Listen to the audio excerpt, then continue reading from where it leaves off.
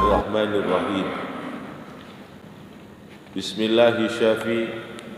Bismillahirrahmanirrahim.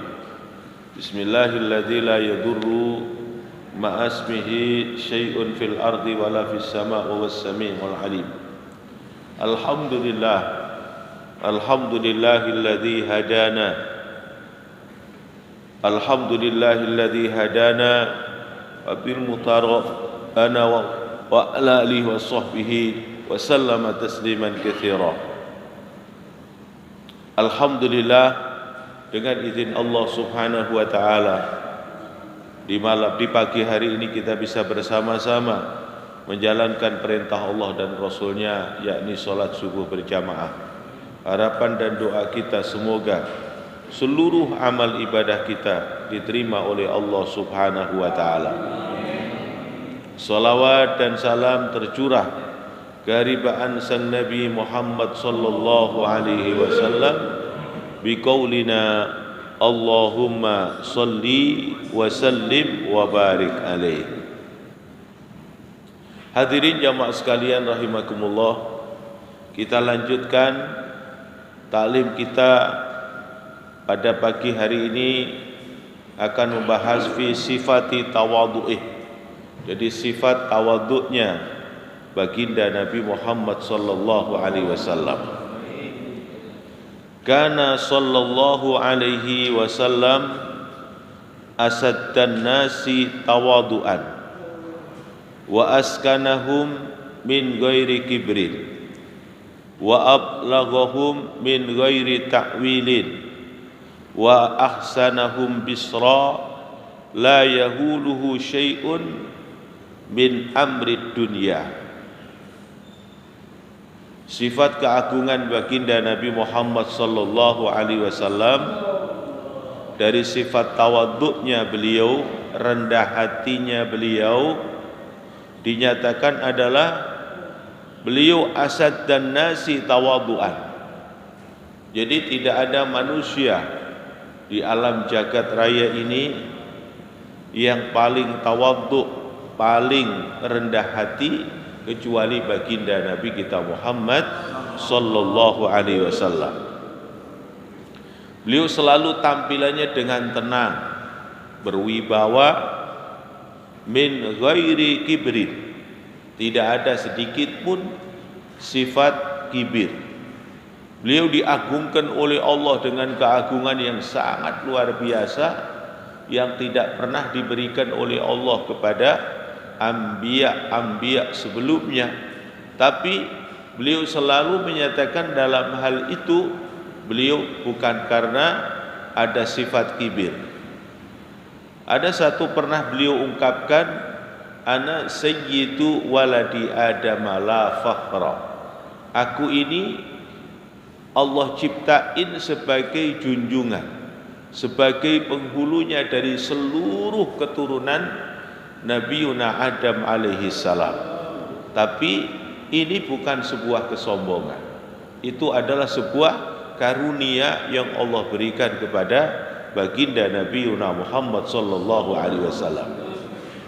Kalau kita berbicara tentang Nabiuna Muhammad sallallahu alaihi wasallam di dalam Al-Qur'an, setiap Allah Subhanahu wa taala menyebut nama keagungan Nabiuna Muhammad, itu selalu disertakan dengan gelar-gelarnya, dengan kedudukannya yang Allah berikan.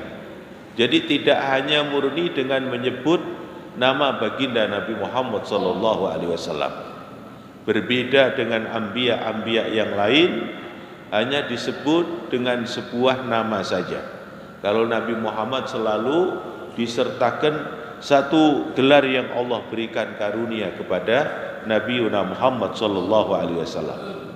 Dan itu bukanlah suatu sifat kesombongan, tapi itu memang satu fakta karunia Allah yang perlu umat manusia ini mengetahui, terutama kita sebagai umatnya. Dan kita mendapatkan kemuliaan menjadi umat yang terbaik karena apa? Karena menjadi umat Nabiuna Muhammad sallallahu alaihi wasallam. Kita yang mendapatkan sanjungan dari Allah. Barokahnya siapa? Barokahnya Nabi Muhammad. karena keagungan Nabiuna Muhammad, kemuliaan Nabiuna Muhammad. Kama qala ta'ala kuntum khaira ummatin ukhrijat linnas. Jadi kita menjadi manusia yang dihidupkan oleh Allah di alam jagat raya ini, yang paling mulia itu adalah bisababiah kemuliaan Nabi Muhammad. Keberuntungan kita menjadi umat Nabiuna Muhammad sallallahu alaihi wasallam. Kemudian beliau dari sifat tawadhu'nya beliau, wa ablaghahum min ghairi tatwil. Kalau beliau berbicaranya itu mudah untuk difahami, dimengerti oleh siapa aja yang saat itu berada bersama dengan Nabiuna Muhammad.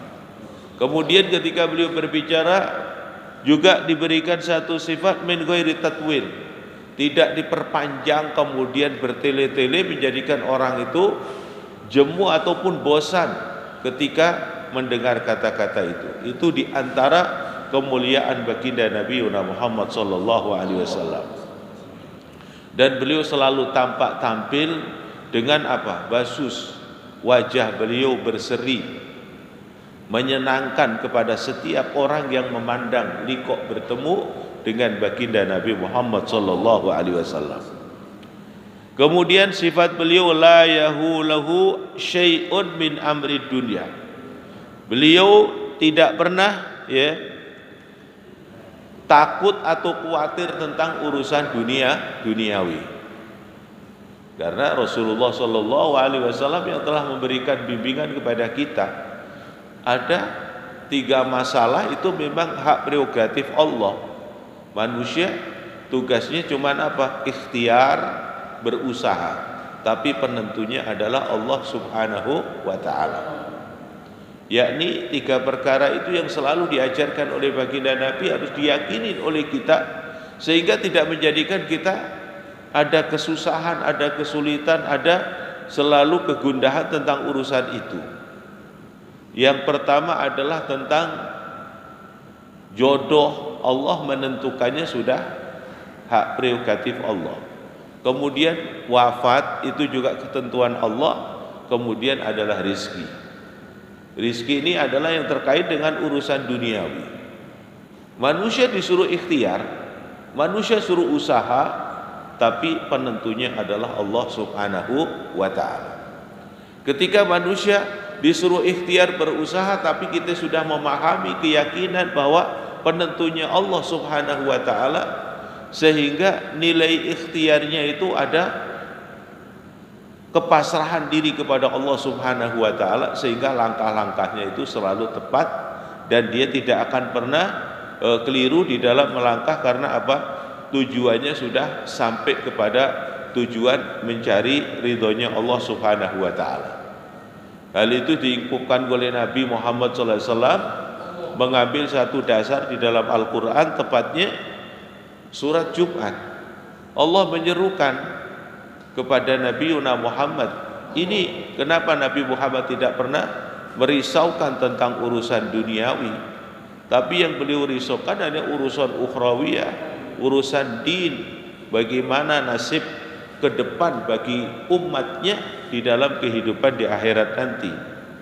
Allah memberikan satu peringatan, fa idza qudiyatis sholatu fantashiru fil ardi wabtagu min fadlillah wadhkurullaha katsiran la'allakum tuflihun. Tatkala kalian sudah usai menjalankan kewajiban, walaupun khitabnya ini hari salatul Jum'ah, kan salat ada 5 waktu, salah satunya adalah salat di waktu duhur di hari Jumat disebut dengan salatul Jum'ah.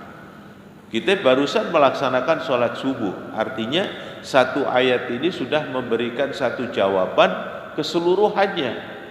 Ketika kamu selesai melaksanakan ibadah salat, wa idza qudiyatis shalah fantashiru fil ardi, untuk bertebaran di muka bumi. Artinya apa? Ikhtiar sesuai dengan keahlian masing-masing, bidangnya masing-masing. Untuk apa ikhtiar itu? Yabtaghuna fadlan minallah, untuk mencapai mendapatkan karunia dari Allah. Ini disambung, pertamanya adalah tentang ibadah kita pada Allah. Terus yang kedua terkait dengan ibadah kepada Allah tapi kaitannya habluminan nas, yakni mencari karunia Allah dengan ikhtiar, karena Allah memberikan karunia nanti ada sabab musababnya, tidak kun fayakun sebagaimana yang dulu pernah terjadi di dalam kehidupan umat Nabi Musa. Ketika lapar dan haus, Allah turunkan langsung manna wassalwa. Tapi ini Nabi Muhammad SAW diperintah umatnya untuk ikhtiar. Setelah ikhtiar masih diikat lagi, jangan lupa wadkurullaha katsira. Disuruh ingat kepada Allah dengan ingat yang banyak, la'allakum tuflihun, pasti dan pasti ya kalian semua akan menjadi orang-orang yang beruntung. Itu kalau kita mengikuti konsep ketentuan Allah Subhanahu wa taala. Wa kana sallallahu alaihi wasallam mutawadhi'an fi ghairi madzallatin. Nabi Muhammad sallallahu alaihi wasallam mempunyai sifat yang agung, tawadhu. Ya. Rendah hati, tapi rendah hatinya Nabi, tawadhu'nya Nabi itu tidak menghinakan kepada dirinya. Ya. Kadang-kadang kan ada orang katanya tawadhu tapi ternyata menghinakan dirinya. Ya. Jadi Nabi Muhammad sallallahu alaihi wasallam memberikan contoh tawadhu tapi tidak menghinakan dirinya. Karena Allah Subhanahu wa taala berikan kemuliaan, walaqad karomna bani Adam. Allah memberikan kemuliaan kepada kita sebagai bani Adam, keturunan Adam ini diberikan kemuliaan. Bahkan Allah menjadikan kita makhluk yang terbaik, termulia di antara makhluk-makhluk yang lain. Kama qala ta'ala laqad khalaqnal insana fi ahsani taqwim. Kita diciptakan oleh Allah dengan penciptaan yang begitu sempurna. Maka kudu dijaga bagaimana kita punya sikap yang mulia, tawadhu, rendah hati, tapi tetap dalam kemuliaan, menjaga kemuliaan kita. Bagaimana ya biddin, dengan agama, bisyariah, bittiba'i Nabi Muhammad, dengan mengikuti baginda Nabi kita Muhammad sallallahu alaihi wasallam. Wa an Umar bin Khattab radhiyallahu taala anhu qala Rasulullah sallallahu alaihi wasallam la tutruni kama atratin nasara ibna Maryam, innama ana abdun fakulu Abdullah wa rasuluh. Baginda Nabi Muhammad sallallahu alaihi wasallam berpesan. Hal ini disampaikan, diriwayatkan oleh Umar bin Khattab radhiyallahu taala anhu. Sabda Nabi Muhammad sallallahu alaihi wasallam, la tutruni, janganlah kamu menyanjungku. Jadi Nabi Muhammad tidak mau disanjung. Tapi kita harus pahami sanjungan yang seperti apa, ujian yang seperti apa yang kalian akan berikan kepada Nabi Muhammad yang beliau tidak mau itu. Ternyata sanjungan yang Rasulullah melarangnya enggak boleh terjadi di dalam kehidupan umatnya ini, sebagaimana sanjungan yang diberikan oleh orang-orang Nasrani yang menganggap bahwa Nabi Isa ini adalah putra Maryam, ini adalah dianggap sebagai apa? Anaknya Allah. Itu yang beliau tidak mau. Ada dua sanjungan ini yang dilarang sama Nabi. Nabi gak mau diperlakukan seperti itu. Di kelompok Nasrani menyatakan Isa ibnullah, itu Nabi Muhammad tidak mau, gak berkenan, gak boleh. Kemudian yang kedua, Uzair ibnullah. Dua sanjungan itu Nabi Muhammad sallallahu alaihi wasallam tidak mau. Kemudian beliau memberikan contoh. Apa contoh untuk menyanjung kepada Nabi Muhammad? Beliau menyatakan, ana abdun fakulu abdullahi wa rasuluh. Aku ini adalah seorang hamba Allah dan aku seorang rasulnya Allah. Silakan disanjung Nabi Muhammad.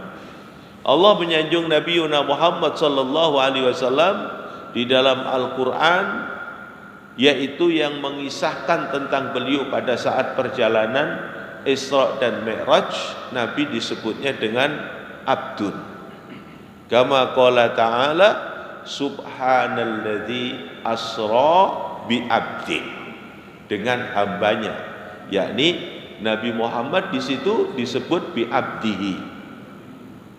Kemudian nama Nabi Muhammad dengan sanjungan yang banyak, dengan sebutan Rasul banyak sekali, dengan sebutan nama Rasul, dengan nama Nabi begitu banyak. Nabi disebut oleh Allah dengan sanjungan-sanjungan yang diberikan. Maka Muhammadun aba ahatim mir rijalikum walakin Rasulullah wa hataman nabiyyin. Bahkan ini sekaligus Allah menyanjungnya dua. Nabi Muhammad itu bukan ayah seseorang. Ini ada kisahnya, Pak, ada asbabun nuzul. Dulu ada seseorang yang diangkat oleh Nabi sebagai anak, dirawatin Nabi, dibebasin Nabi, kemudian dia diangkat kedudukannya oleh Nabi, ya. Kemudian orang-orang menisbahkan kepada Nabi. Namanya Zaid. Zaid ini aslinya adalah ayahnya namanya Harisah, Zaid bin Harisah. Tapi karena Zaid ini dekat dengan Nabi, selalu bersama Nabi, bahkan dia diberikan karunia tampilan wajahnya itu seumpama dia menjadi putranya Nabi itu pantas gitu, karena tampilannya. Maka orang-orang pada julukin Zaid bin Muhammad. Kemudian ketika dia orang-orang pada julukin itu, sama Allah Subhanahu wa taala diluruskan, sama Allah dijelaskan, Nabi Muhammad itu bukan ayahnya seseorang itu, yaitu bukan ayahnya Zaid bin Harisah, ya, tapi Nabi Muhammad adalah Rasul Allah dan beliau adalah penutup anbiya wal mursalin. Setelah ada Nabi Muhammad diutus, gak ada lagi, sehingga diturunkan satu ayat dalam Quran surat Al-Ahzab, makana Muhammadun aba ahadim bir rijalikum walakin Rasulullah wa hataman nabiyyin. Itu Allah memberikan pembelaan kepada Nabi sampai seperti itu keberadaannya. Jadi Nabi Muhammad sallallahu alaihi wasallam diagungkan oleh Allah dengan keagungan yang sangat luar biasa. Jadi kita kalau ingin menyanjung Nabi, sanjunglah apa saja. Yang penting tidak seperti sanjungan yang dilakukan oleh kaum Yahudi dan kaum Nasrani. Kaum Yahudi kepada anggapan Nabi Uzair anaknya Allah, kaum Nasrani punya anggapan kemudian Nabi Isa dianggap adalah putranya Allah. Dua sanjungan itu Rasulullah melarangnya. Boleh kita sebut Nabi Muhammad. Banyak kan para ulama-ulama kita memberikan sanjungan di saat berzikir, la ilaha illallah Muhammadur Rasulullah, la ilaha illallah Muhammadun Safiyullah, la ilaha illallah Muhammadun Habibullah. Bermacam-macam kalimat ini bisa kita ungkapkan untuk memberikan sanjungan kepada Nabi. Yang penting jangan sebagaimana yang dilakukan oleh kaum Yahudi dan kaum Nasrani. Makanya kita kalau baca sholawat itu bermacam-macam, redaksinya sholawat itu bermacam-macam. Ada Allahumma sholli ala sayyidina Muhammadin nabiyil ummiyyi wa ala alihi wa sahbihi wa sallama tasliman katsira. Ada disebutkan Nabi Muhammad tabibil qalbi, pengobat hati. Ini sanjungan kepada Nabi. Bermacam-macam bentuk sholawat. Sholawat kamilah, Ya, bermacam-macam itu memuji kepada Nabi Muhammad SAW, dan itu sudah diberikan satu keterangan bahwa Nabi Muhammad ridha, Nabi Muhammad nggak ada masalah, yang penting sanjungannya bukan yang dua tadi. Ya. Dan semua sanjungan-sanjungan yang diberikan oleh manusia kepada baginda Nabi Muhammad nggak ada apa-apanya dibanding Allah sendiri. Ada satu sanjungan Allah untuk Nabi Muhammad udah sampai puncak, udah nggak ada lagi yang lebih hebat lagi. Wa innaka la'ala khuluqin azim. Ya, bisa bayangin, wa innaka sesungguhnya engkau Muhammad Rasulullah, ketika Allah berikan sanjungan la'ala khuluqin, dipastikan, diyakinkan di atas akhlak yang paling agung. Jadi kalau ada akhlak yang paling agung, yang paling agungnya adalah Nabi Muhammad. Kalau ada orang yang paling sabar, yang paling sabarnya Nabi Muhammad. Ya, bisa bayangin Pak, di saat-saat beliau di Taif dilemparin batu sampai berdarah-darah. Semua sudah pada berdatangan, malaikat datang. Bahkan makhluk-makhluk Allah di sekitarnya diberikan oleh Allah untuk bisa bicara dengan Nabi Muhammad. Apa? Pembelaan kepada Nabi Muhammad. Malaikat bilang, kalau memang engkau menghendaki, wahai Nabi Muhammad, kami hancurkan itu orang-orang. Itu pembelaan yang sangat luar biasa. Tapi Nabi Muhammad tidak. Yang dibutuhkan bukan itu. Justru beliau mengangkat kedua tangan beliau yang mulia, mendoakan dengan doa yang luar biasa. Allahumma hdi qaumi fa innahum la ya'lam. Ya, barokah doa itu, Pak. Kemuliaan doa Nabi Muhammad itu sampai ke kita. Ya, kita yang belum tahu tentang agama, belum tahu tentang Allah, belum tahu tentang kemuliaan manusia, bisa babiah doa Nabi Muhammad kita kebagi. Cahaya keimanan dipancarkan dari kota Mekah, dipancarkan dari kota Madinah sampai ke kita, sehingga kita termasuk orang yang ittiba, mengikuti ajaran baginda Nabi Muhammad sallallahu alaihi wasallam. Wa kana sallallahu alaihi wasallam la yudfa'u anhu nas wa la yudrabuna anhu. Dari kasih sayang Nabi Muhammad sallallahu alaihi wasallam, beliau belum pernah boleh dikatakan adalah memukul orang, kecuali beliau memukul itu fil ghazwah, di dalam peperangan gitu, Pak. Jadi tidak ada Nabi Muhammad terjadi kemudian marah, emosional sampai menjadikan sabab dia memukul orang, tidak pernah terjadi. Mendorong orang begitu juga tidak pernah terjadi. Itu diantaranya adalah kasih sayang Nabi, kelembutan Nabi, tawadhu'nya Nabi sallallahu alaihi wasallam. Wa kana sallallahu alaihi wasallam la ya'tihi ahadun min hurrin wala abdin wala amatin wala miskinin illa qama ma'u fi hajatihi.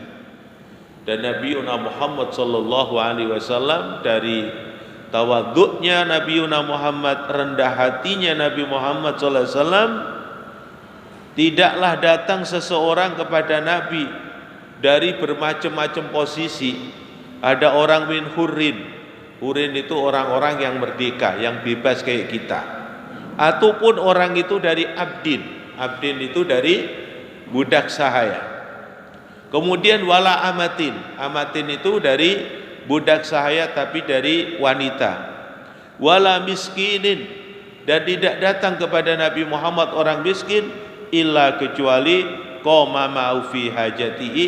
Semua orang-orang tersebut yang ada kepentingan dengan Nabi akan terpenuhi semua hajat-hajatnya. Kadang-kadang kan kita rada terbalik gitu, Pak. Kalau orang punya posisi, kitanya memberikan ikhtiram, segala urusannya dimudahin sama kita. Tapi kalau orangnya itu terdiri dari orang yang dhaif, fakir, rendah, menurut pandangan manusia kita kurang mengurusnya. Kalau Nabi Muhammad enggak, ya, mau punya posisi apapun, kepingin bertemu dengan Nabi, pengen mengutarakan sesuatu kepada Nabi, pengen punya hajat sama Nabi, semua terpenuhi. Itu dari sifat tawadhu'nya Nabi, sifat rendah hatinya Nabi, dan kasih sayang Nabi Muhammad sallallahu alaihi wasallam. Wa kana sallallahu alaihi wasallam la yastakbiru an ijabati amati wal miskin. Nabi Muhammad sallallahu alaihi wasallam juga ketika diundang, yang mengundang orang-orang yang dalam kondisi miskin, keadaannya sederhana, Nabi Muhammad akan selalu mendatangi undangan-undangan itu. Tidak ada sifat takabur, tidak ada sifat kesombongan di dalam diri Nabi Muhammad sallallahu alaihi wasallam. Dan apapun yang diberikan untuk Nabi Muhammad, hidangan, penghormatan, Nabi Muhammad menerima dengan ikmal, dengan sempurna. Itu diantara sifat tawadhu'nya Nabi Muhammad sallallahu alaihi wasallam. Wa kana sallallahu alaihi wasallam yuksiru dzikra wa yuqillu laqwa. Sifat Nabi Muhammad selalu memperbanyak zikir, memberikan contoh, selalu ingat kepada Allah, zikir. Kemudian Nabi Muhammad sedikit di dalam lagho, perbuatan-perbuatan yang tidak ada nilainya, yang rendah pun Nabi Muhammad tidak mau, apalagi sampai kemungkaran, jelas tidak. Ya, sesuatu yang kurang manfaat aja Nabi Muhammad sedikit. Kadang-kadang kita ini waktunya habis untuk sesuatu yang tidak manfaat. Ya, seandainya kita digunakan zikir udah dapat banyak, seandainya kita digunakan istighfar udah dapat banyak, tapi kadang-kadang kita buat bicara-bicara yang tidak ada manfaatnya. Nabi Muhammad sedikit, ya. Kemudian wa yutilus shalah, Nabi Muhammad sallallahu alaihi wasallam suatu ketika di dalam amaliyah mengerjakan ibadah sholat yutil, yaitu terutama sholat-sholat sunnah. Wa yuksirul khutbah, kemudian Nabi Muhammad kalau khutbah itu singkat padat, jadi tidak lama-lama, harus singkat padat, sesuai dengan apa yang disampaikan oleh beliau, bahwa di dalam kitab Bulughul Maram beliau kalau menyampaikan khutbah itu wajahnya merah, digambarkan sebagaimana panglima perang, yakni mempersiapkan pasukan perang untuk jihad. Jadi keras, ya, orator. Beliau kalau menyampaikan khutbah itu orator, dengan suaranya lantang, kemudian jelas, singkat. Itu khutbah yang disampaikan oleh Nabi kita Muhammad sallallahu alaihi wasallam. Wa kana la ya'nafu wa la yastakbiru ayyam ya ma'al armalati wal miskin wal abdi hatta yaqdiya lahu hajatahu. Kemudian beliau juga dalam kondisi menyampaikan dalam ininya tidak ada satu ungkapan-ungkapan yang membikin kalimat-kalimat yang tidak layak. Artinya apa? Kalimat-kalimat yang tidak baik. Makanya kita sering dengar juga guru kita Habib Muhammad menyatakan tidak ada kata bazak, kata-kata yang jorok yang keluar dari lisan mulia baginda Nabi Muhammad sallallahu alaihi wasallam. Dan beliau tawadhu, rendah hati, berjalan bersama dengan orang-orang biasa seperti mal armalah, beserta orang-orang tua-tua yang dalam kondisi janda, wal miskin, dan orang-orang miskin, wal abd, dan seorang budak sahaya, hatta yaqdiyalahu hajatahu, sehingga semua orang-orang tersebut terpenuhi hajat-hajatnya. Hadirin jamaah sekalian rahimakumullah, masih banyak kisah-kisah tentang Nabi Muhammad yang perlu kita fahami, kita pelajari agar kita bisa mengambil dari sifat kemuliaan Nabi Muhammad sallallahu alaihi wasallam. Insyaallah sifat tawadhu Nabi Muhammad masih terus akan kita bahas, masih banyak keterangan-keterangannya. Insyaallah kita bisa memahami dan mengamalkan dari apa yang kita bahas pada pagi hari ini. Ya Arhamar Rahimin, farij alal muslimin. Allahumma arzuqna ilman nafi'ah wa rizqan halalan tayyiban mubarakan fi. Allahumma a'inna ala dinina bid dunya ala dunya bit taqwa ala taqwa bil amal bit taufiq. Rabbana hab lana min azwajina wa dhurriyyatina qurrata a'yun waj'alna lil muttaqina imama.